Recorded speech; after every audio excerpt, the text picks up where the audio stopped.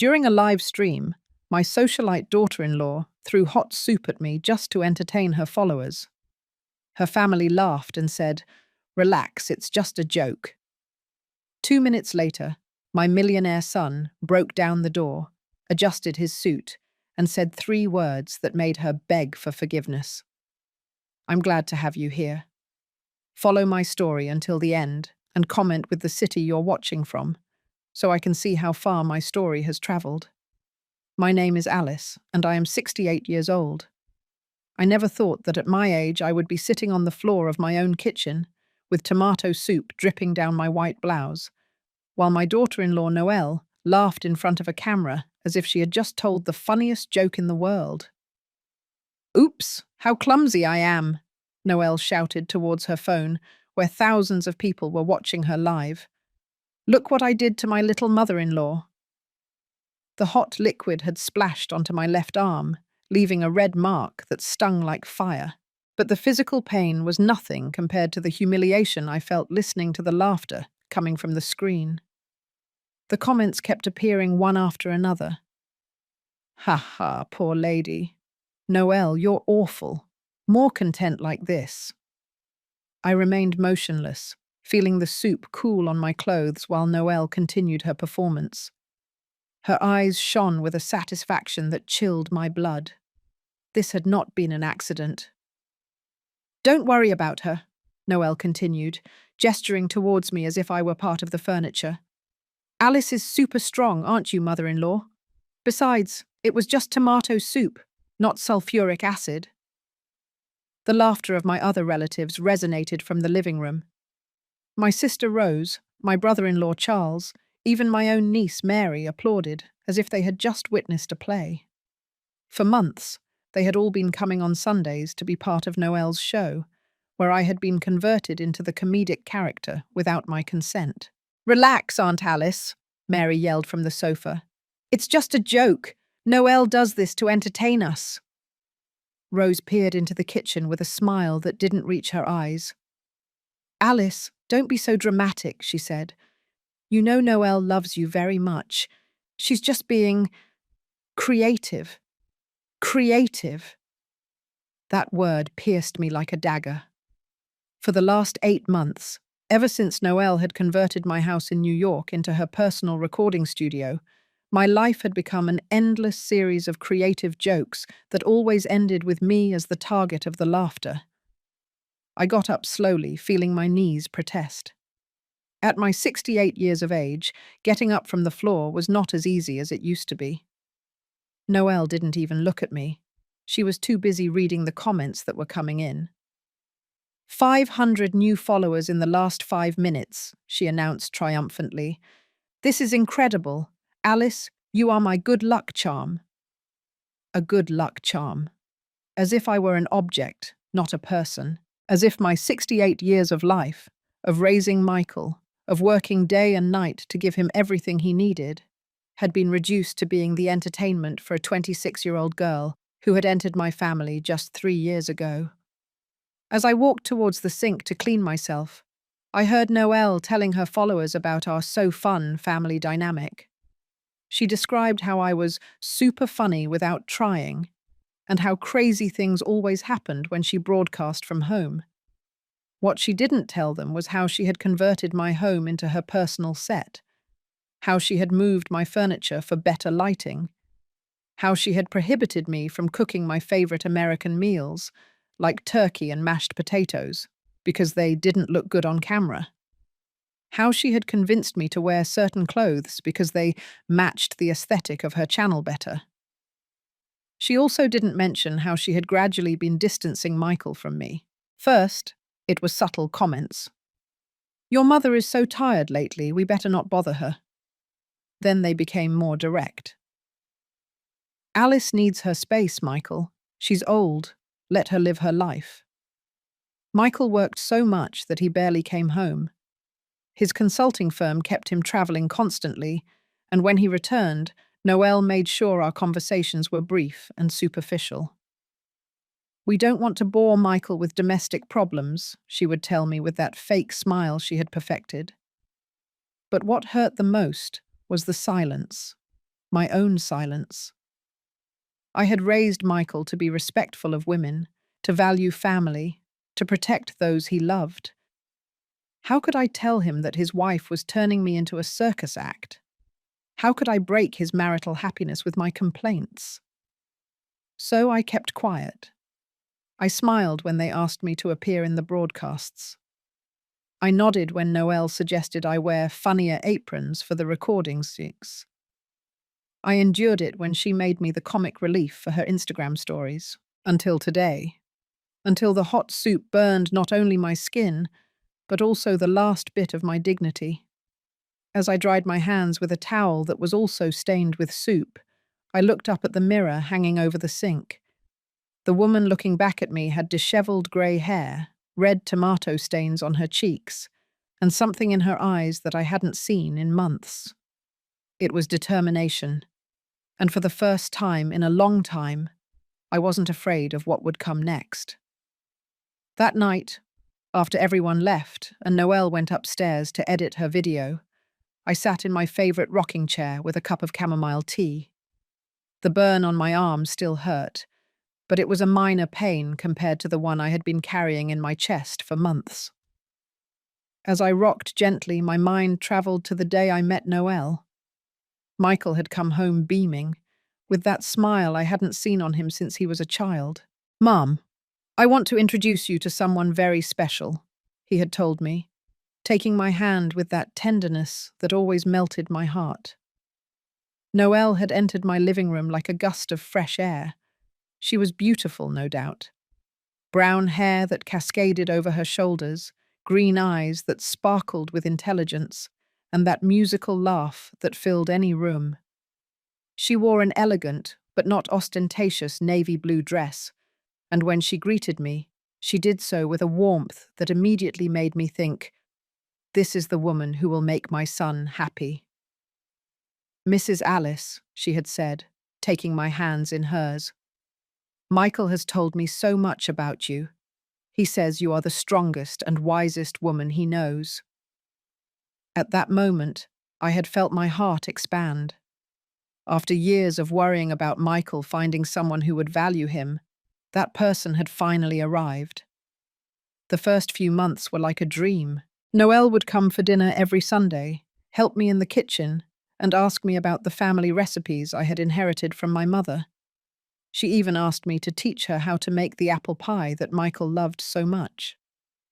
"I want to learn everything you know," she would tell me as we kneaded the dough together. "I want Michael to feel that he has the same love and care that you always gave him." There was something in the way she said, "you always gave him," that should have alerted me, as if my time for caring for Michael were over, as if it were her turn now. But I was so happy to see Michael in love, so relieved that he had found someone who seemed to truly love him, that I ignored those small red flags. The first time Noelle suggested changing something in my house was 6 months after the wedding.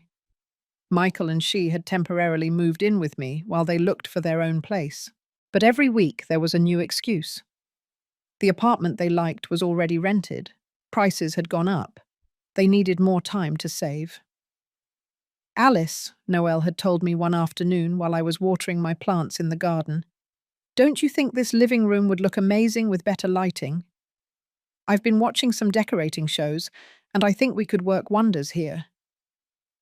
At first, it seemed innocent. She just wanted to modernize the space a little.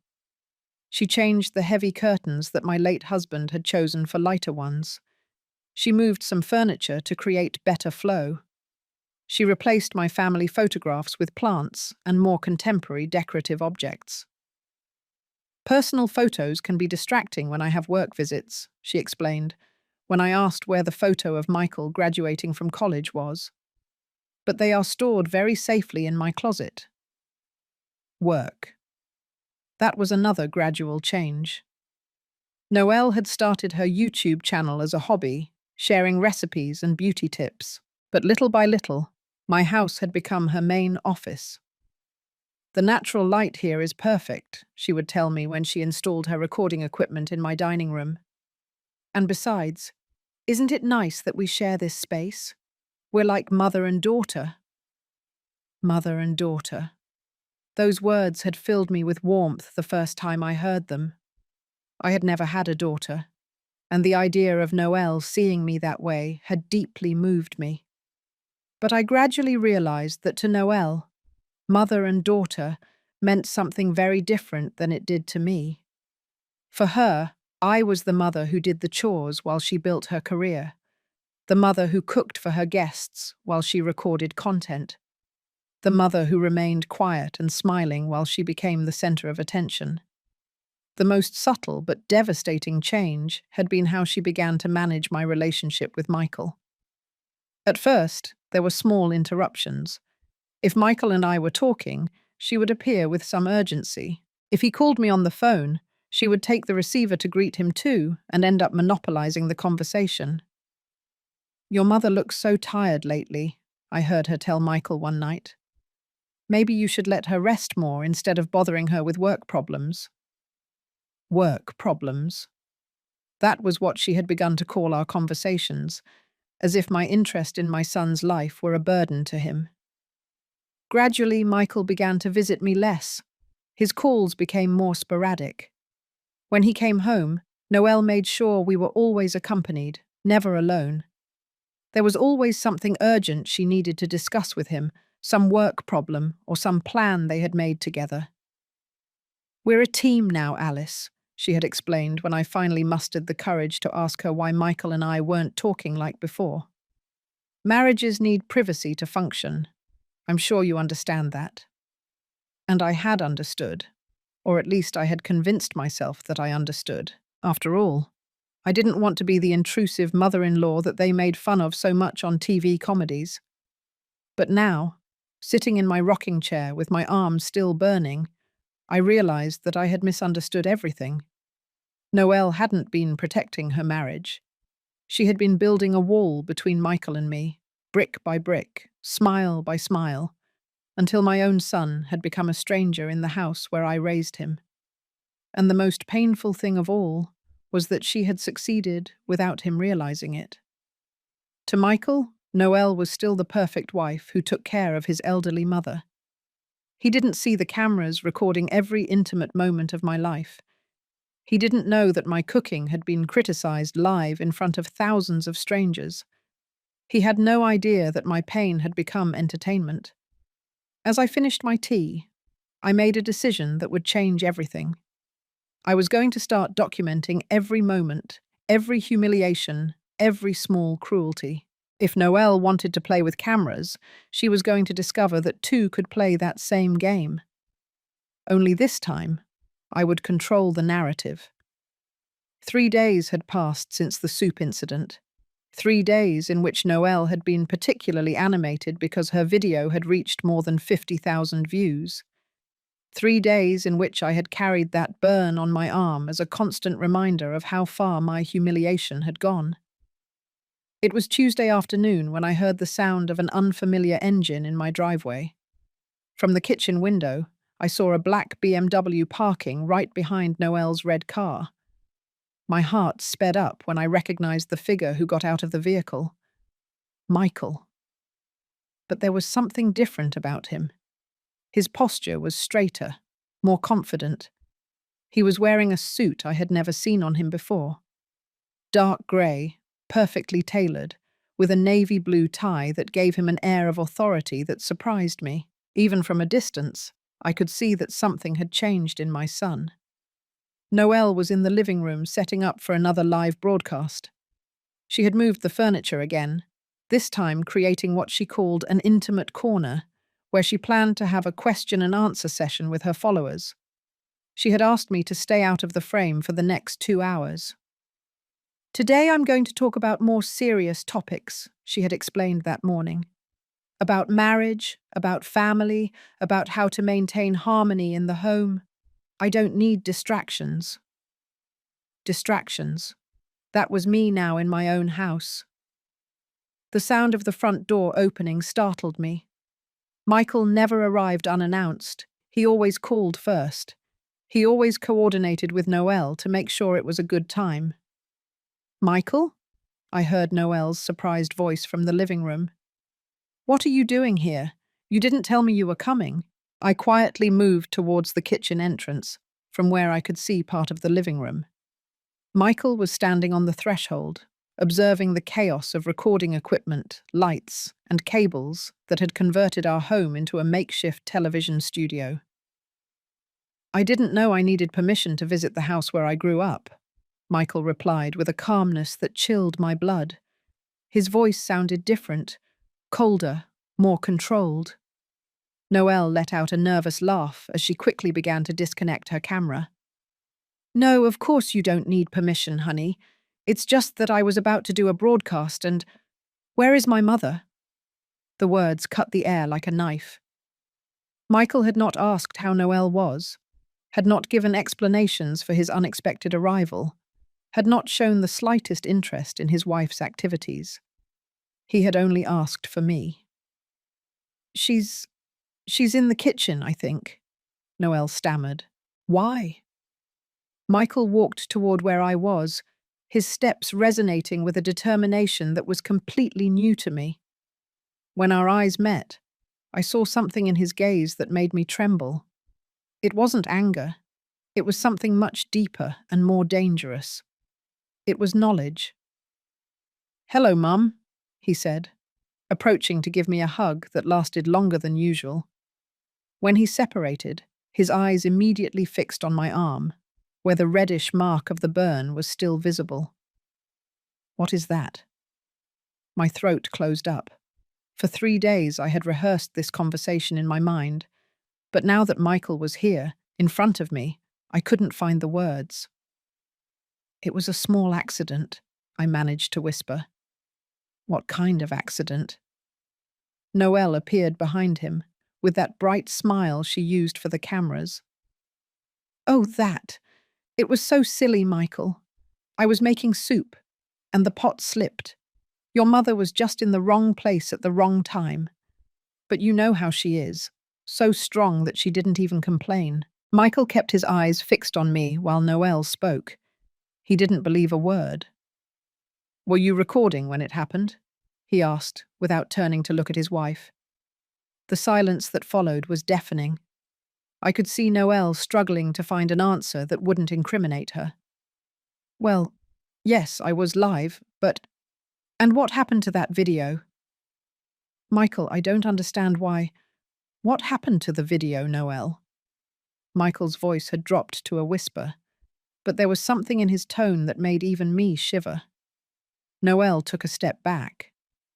It's on my channel, but Michael, you have to understand the context. My followers know it's funny family content. Nobody takes it seriously. Michael took his phone out of the inner pocket of his jacket. His fingers moved quickly over the screen, and I could see his expression harden with every passing second. He was watching the video. The silence in the room was so dense that I could hear my own heart beating. Noelle was wringing her hands, her usual confidence completely evaporated. I remained motionless, watching my son as he processed what he had just discovered. When Michael finally looked up from the phone, his face was a mask of coldness that I had never seen before. 53,000 views, he said in a low voice. 700 comments laughing about how you humiliated my mother. Michael, can I explain to you? No. The word came out like a shot. There is no explanation for this. Michael headed towards the stairs, but not to go up. He stopped on the first step and turned to Noelle. In that moment, I saw the successful businessman he had become without me knowing it. I saw the authority, the determination, the power he had developed away from this house. Pack your bags. 3 words. Just 3 words spoken with absolute calm, but they fell on Noelle like a collapsing building. What? Her voice was barely a thread. You have until tomorrow at noon to pack your things and leave this house. Michael, you can't be serious. We are husband and wife. You can't just kick me out like this. Michael slowly descended the first step, moving closer to her. I'm going to explain something to you that you don't seem to understand, Noel. This is not your house. It never was your house. This is my mother's house, where she raised me, where she deserves to live the rest of her days in peace and dignity. But we, there is no we after what you've done. Noel turned to me, desperate. Alice, tell him something. Tell him this is a misunderstanding. For the first time in months, all eyes were on me, waiting for me to speak.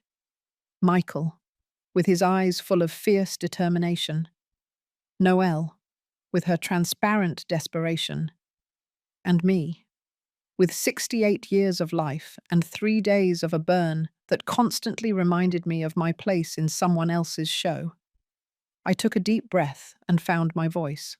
No, I said simply. I am not going to lie anymore. Noelle's eyes filled with tears, but they were no longer the calculated tears she used for her videos. These were real, born of the panic of losing everything she had built on my silence. Michael nodded, satisfied with my answer. Then he turned back to Noelle. Tomorrow at noon, he repeated. And Noelle, if you ever mention my mother's name on your social media again, if you ever try to contact her or approach this house, you will discover exactly how far my patience can go. He hadn't shouted. He hadn't lost control. But the implicit threat in his words was more terrifying than any explosion of anger. Noelle ran up the stairs, and the sound of her bedroom door slamming shut echoed throughout the house. Michael turned to me, and for the first time in years, I saw my boy in his eyes. But I also saw the man he had become, the man who had learned to protect what he loved. Mum, he said softly, we have a lot to talk about. We sat in the kitchen, away from the chaos of recording equipment that Noelle had left abandoned in the living room. Michael had made coffee for both of us, a simple gesture that reminded me of when he was a teenager, and we would come here to talk about his school problems or his first loves. But this was different. The man in front of me had changed in ways I couldn't fully comprehend. How long did you know? I asked him, breaking the silence that had stretched between us. Michael took a sip of his coffee before answering. 2.5 months. I felt as if I had been punched in the stomach. 2.5 months? And you didn't say anything? I needed to be sure. I needed evidence. He took out his phone and slid it across the table toward me. Look. On the screen was a folder full of screenshots, downloaded videos, and documents that I didn't understand. What is all this? Every video where you appear, every cruel comment about you, every time Noelle used you to generate content. His voice was firm, but I could detect the pain behind it.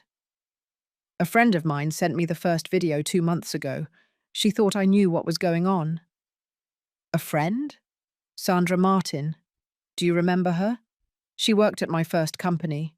Now she has her own digital marketing agency.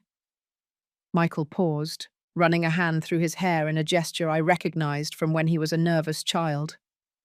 She sent me a message asking if I knew that my wife had a channel where she made fun of my mother. The words hit me like stones. She made fun of me? Michael took the phone and began showing me videos I had never seen. They weren't the live broadcasts where I appeared directly. These were videos Noelle recorded afterward, analyzing the funny moments with my participation. Look at this, Noelle was saying in one of the videos, pausing right at the moment where I stumbled while serving dinner. My mother-in-law is so sweet. She always does these little things that make me laugh so much. In another video, Noelle had compiled what she called Alice's best moments of the week. It was a collection of moments where I looked confused, clumsy, or simply tired.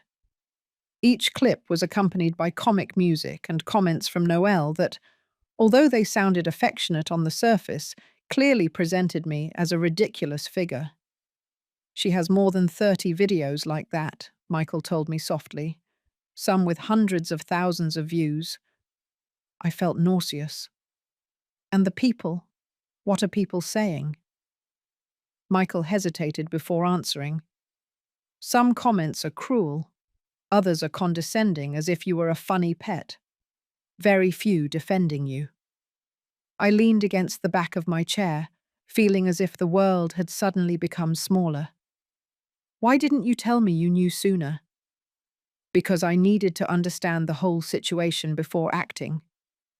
Michael leaned forward, his eyes fixed on mine. Mum, during these 2 months, I investigated more than just the videos. I hired a private investigator. A private investigator? I wanted to know exactly who Noelle Reston is. What did she do before meeting me? How did she build her channel? And what I discovered.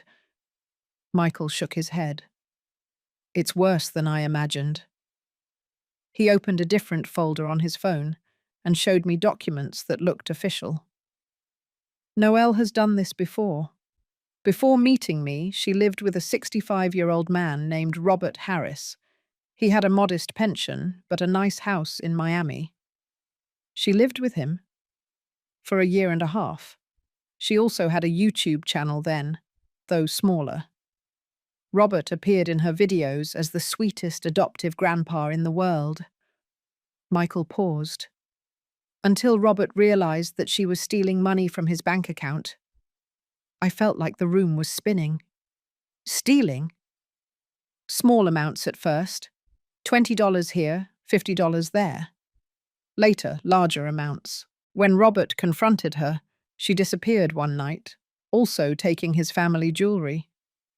And after that? After that, she met me. Michael closed the phone and put it away. But here's the part that hurts the most, Mum. Noelle isn't just using you for content. She is using you to build an image of a caring, family-oriented woman that gives her credibility to sell products. Sell products? Have you seen the boxes that constantly arrive? The packages she receives and then opens on video? When I nodded, Michael continued. They are products that companies send her to promote. She earns between $500 and $2,000 for each promotion, depending on how many followers watch the video. $2,000? And your presence in the videos increases that amount because it makes her look authentic and family-friendly. Michael clenched his fists on the table. You have been working for her without knowing it, Mom. Your dignity has been her business model. Tears began to fall down my cheeks before I could stop them.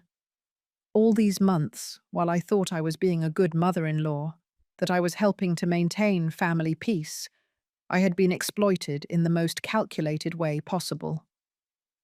There's more, Michael said gently. The investigator also discovered that Noelle has been telling people that you have memory problems, which is why you sometimes look confused in the videos. Memory problems? Yes, to explain why you sometimes seem lost or disoriented. What she doesn't mention is that she keeps you up very late cleaning up after her recordings, or that she often doesn't allow you to eat until she finishes filming because the kitchen sounds ruin the audio. I remembered all those nights where I had fallen exhausted into my bed, and all those afternoons where I had waited hours to have lunch because Noelle was recording. I had thought I was being considerate of her work. In reality, I was being conditioned for her convenience. Michael, I said in a trembling voice, how could I be so blind? My son got up from his chair and came to hug me. Because you are a good person who wanted to believe the best about someone I loved. Because she systematically manipulated you for months, and because I wasn't here to protect you. Why weren't you here? Michael pulled away a little to look me in the eyes. Because my job wasn't what you thought it was, Mum.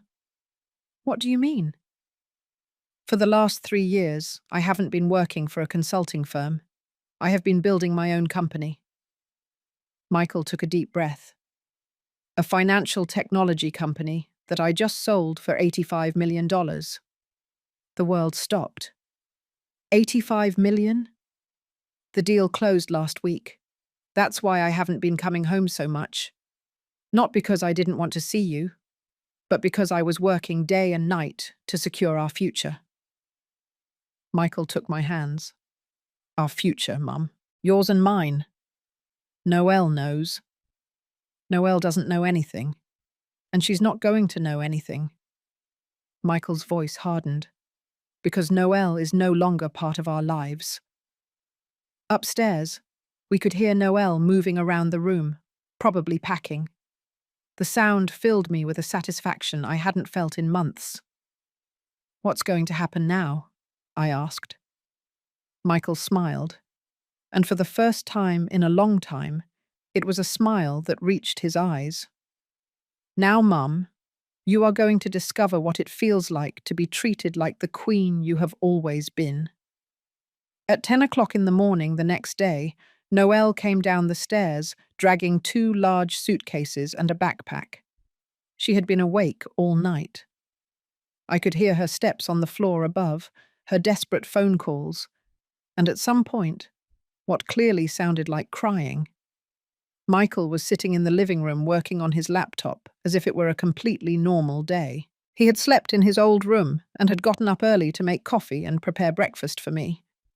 It was the first time in months that someone had cooked for me in my own house. Michael? Noelle said in a husky voice. We need to talk. My son didn't even look up from his computer. We have nothing to talk about. Please, just 5 minutes. Noelle approached the sofa where he was sitting, but Michael closed the laptop and stood up immediately. Your time ran out 5 minutes ago, he said, checking his watch. It was 12 o'clock in the afternoon, not 12 o'clock and 5 minutes. Michael, please, you have to understand. Noelle turned to me, who was observing from the kitchen doorway. Alice, tell him something. Tell him we can fix this. I took a deep breath. For months, I had avoided confrontations, swallowed my words, and maintained peace at the expense of my own dignity, but that woman no longer had power over me. The only thing I have to tell you, Noelle, I said with a calmness that surprised me, is that I hope I never see you again. Her eyes filled with tears, but this time they didn't move me. I had seen those same tears too many times, always conveniently appearing when she needed to manipulate a situation. You can't do this, she told Michael. We are husband and wife. We have marital rights. This house is also mine. Michael took some papers out of the inner pocket of his jacket. Here are the divorce papers. I already signed them. Your signature is waiting for you on my lawyer's desk. You already filed for divorce? Noelle's voice went up an octave. I filed yesterday morning. Michael walked toward the front door and opened it. And as for the house, I checked the property records. This house was never under community property because it was never sold, transferred, or mortgaged during our marriage. It remains the exclusive property of my mother. Noelle looked towards me with an expression of total panic. Alice, you can't allow this. I'm family. No, I replied firmly. Family does not humiliate and exploit its members to earn money. But I love you. Everything I did was to include you, to make you part of my work. Michael let out a dry laugh. Your work? Do you call earning money by humiliating a 68-year-old woman work? It's not humiliation, it's family content. It's exploitation, Michael said with a coldness that made my skin crawl. And now it's over. Noelle dropped her suitcases and walked towards Michael with a desperation that bordered on hysteria. Michael, you can't do this to me. My channel depends on this content. I have contracts with brands that expect Alice to appear in the videos.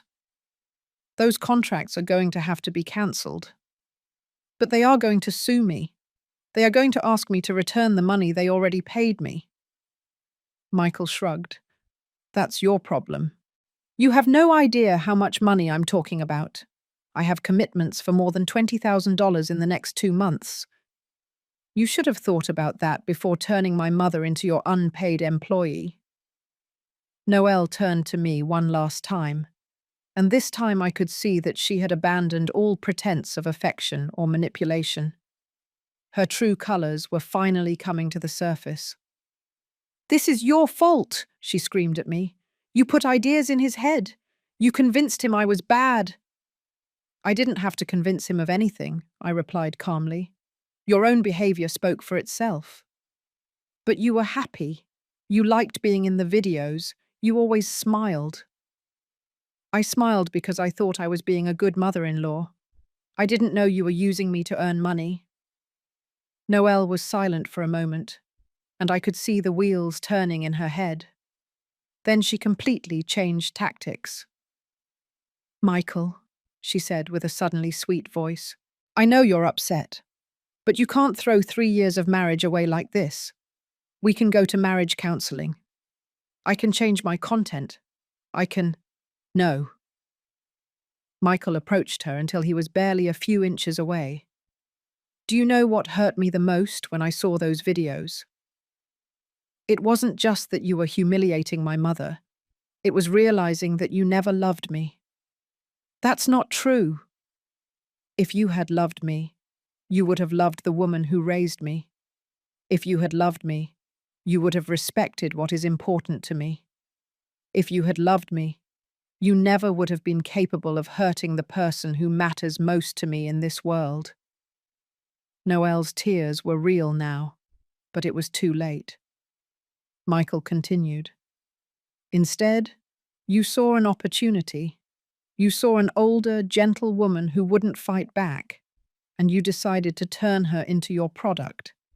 That's not love, Noelle. That's sociopathy."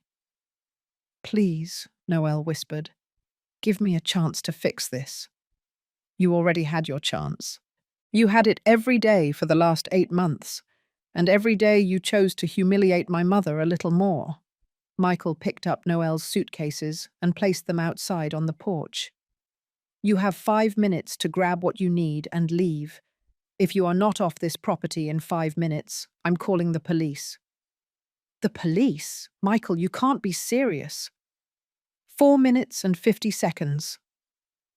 Noelle looked at me one last time, and in her eyes, I saw something that surprised me.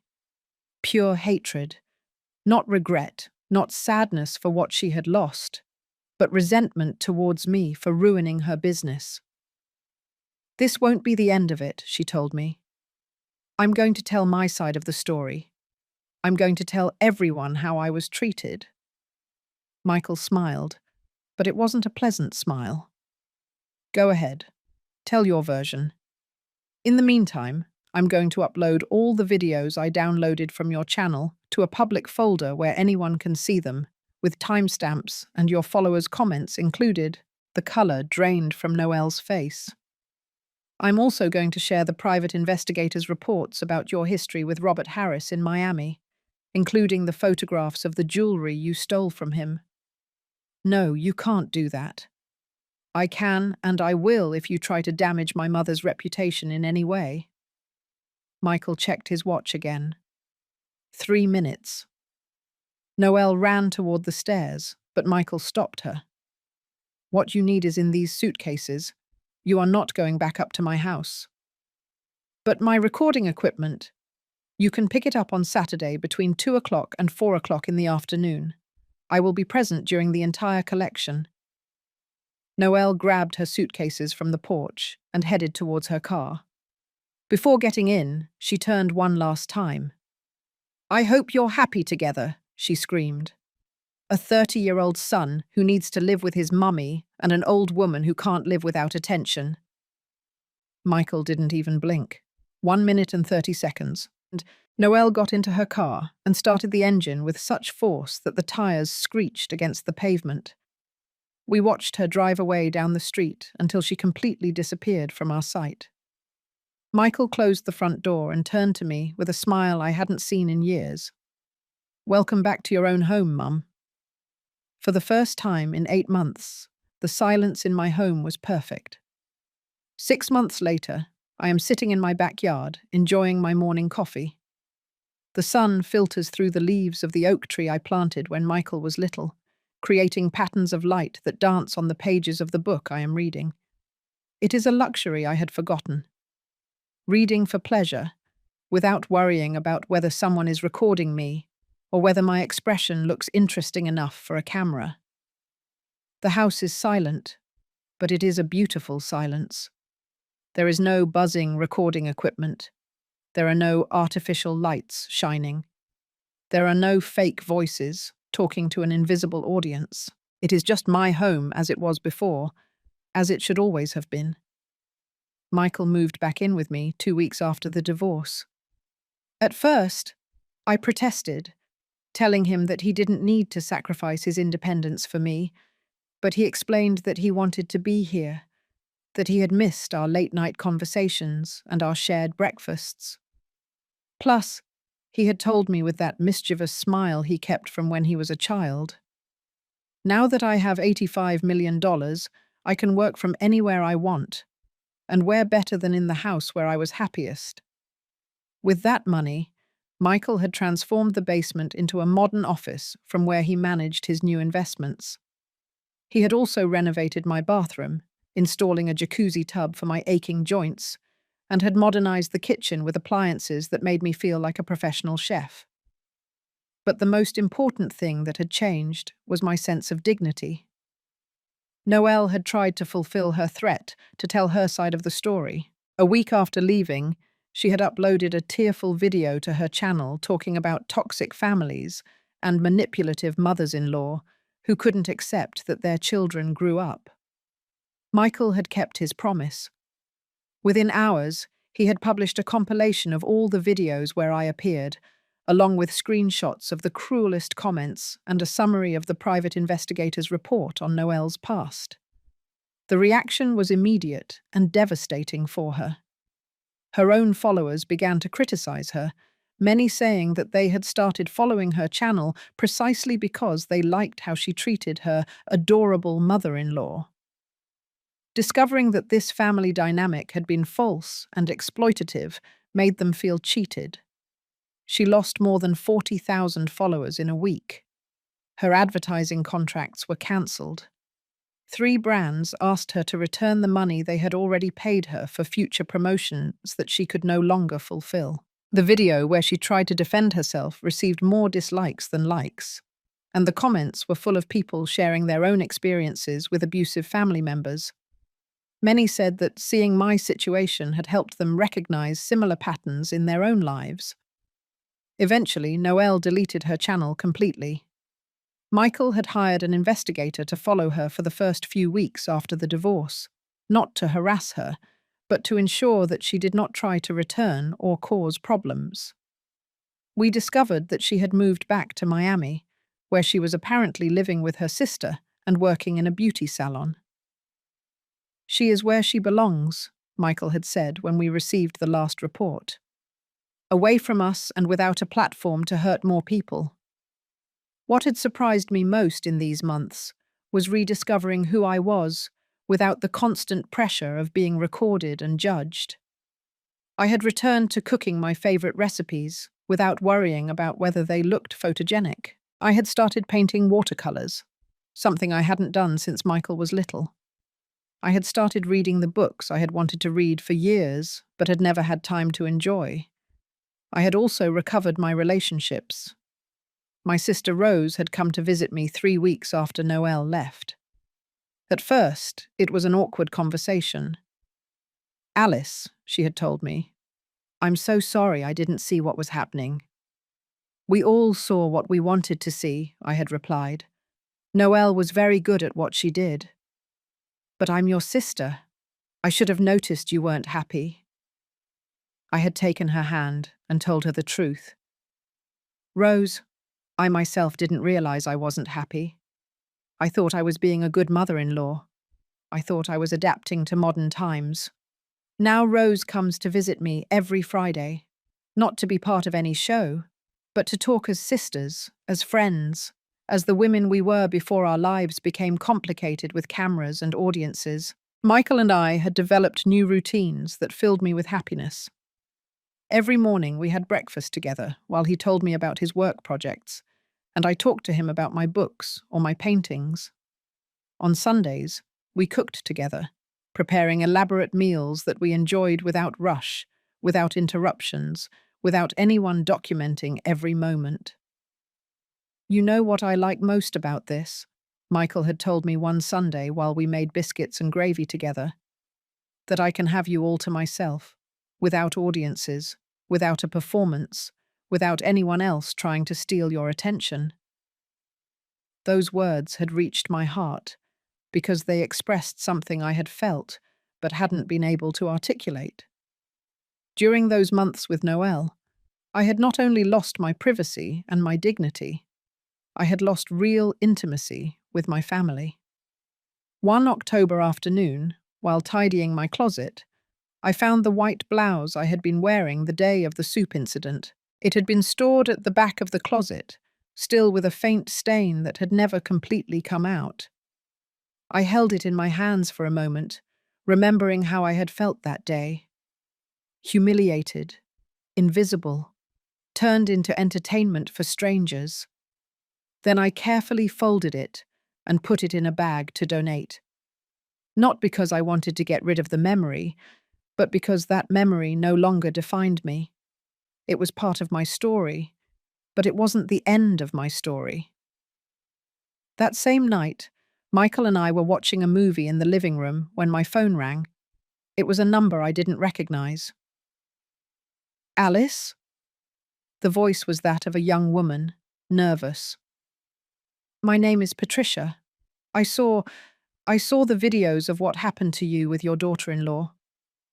Michael paused the movie and looked at me with concern, but I signaled that I was fine.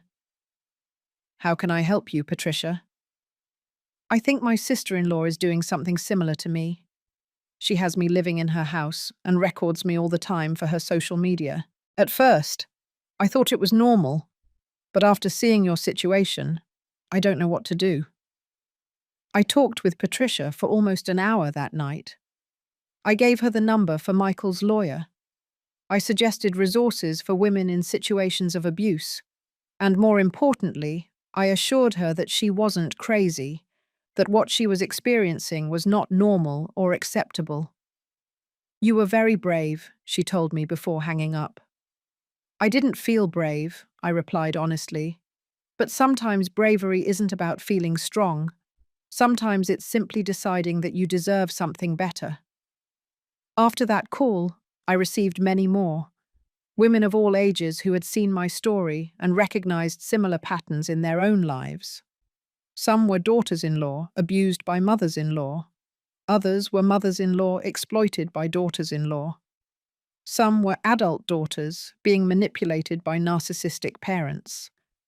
Michael had suggested that I write a book about my experience, but I wasn't interested. I didn't want to turn my pain into another product. Instead, I decided that I would simply be available for anyone who needed to hear that they were not alone. Now, sitting in my garden with my coffee and my book, I reflect on these last few months. The mark on my arm has completely faded, but the lessons I learned remain clear. I learned that true love does not require you to sacrifice your dignity. I learned that real family does not turn you into entertainment. I learned that at 68, it's never too late to reclaim your voice. But more than anything, I learned that silence can be powerful when it is a choice, not when it is imposed by fear or manipulation. Michael comes out to the garden with his own cup of coffee and sits in the chair next to me. "What are you thinking about?" he asks me. "How grateful I am," I reply, taking his hand. "To have you, to have this house, to have my life back. I'm the grateful one, Mum, for raising you to be the strong woman you are, even when you didn't feel strong." We sit in silence, enjoying the morning sun and the perfect peace of a home that is finally ours again. In the distance, I hear the sound of the wind rustling the leaves of the oak tree. It is the same tree under which Michael played when he was a child, where I used to sit and read when he did his homework, and where I now enjoy the tranquility that I had lacked for so long. Some endings aren't dramatic. There are no fireworks or grand declarations. Sometimes the perfect ending is simply the peace of knowing that you are exactly where you belong, with the people who truly love you, living the life you deserve. And for the first time in a long time, that life is completely mine.